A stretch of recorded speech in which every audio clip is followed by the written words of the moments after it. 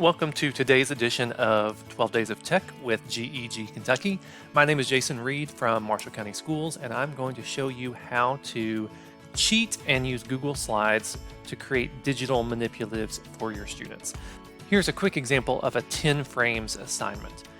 In an old school situation, you would cut out your manipulatives and laminate them and organize them in bags, hand them out to students, and then deal with all of the fallout from that, from the organization, the storage, of course, having to pick them up off the floor when class is over, and also when students are using physical manipulatives, they cannot save their work. And so when class is over, that work is gone, and you can't review their work, and neither can they.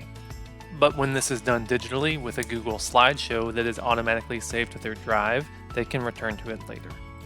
What's important to understand is that anything that you put on a Google slide can be a manipulative because it is draggable. So of course, you can use images, you can insert images from the web or from your Google Drive, but you can also use shapes if you would rather have them drag and drop shapes. Once you have the item that you would like to become your manipulative, then the name of the game is copy and paste. So I will select this item here, and then I'm going to use Control D on my keyboard to duplicate this item. And then if you hit Control D multiple times, now you have multiple versions of that item. Of course, the problem is that you have limited real estate on your screen for the students because now they have to move this to a certain spot as well. So one of the neatest things you can do here is select all of these items. If you will click and hold your mouse and drag. So just click and drag over all of these items that you have duplicated.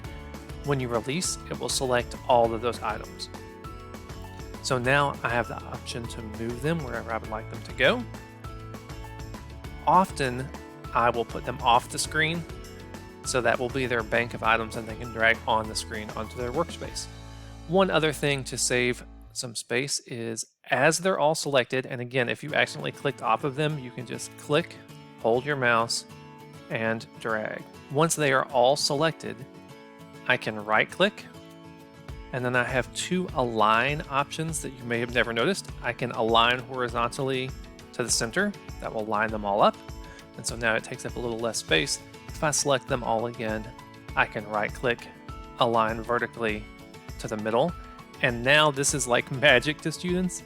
I'm going to move it right off the screen because what happens is when they click and drag, now they are kind of unstacking those items. It looks like it's really fancy. It's not. Of course, they can run out of items too, so you want to make sure you have enough for whatever purpose that they need. That is the basics of creating the actual bank of draggable manipulatives. If you want to do something a little fancier, such as this 10 frame assignment, there are certain things here that are locked down, like the students cannot actually drag the 10 frame itself. They cannot drag the astronaut.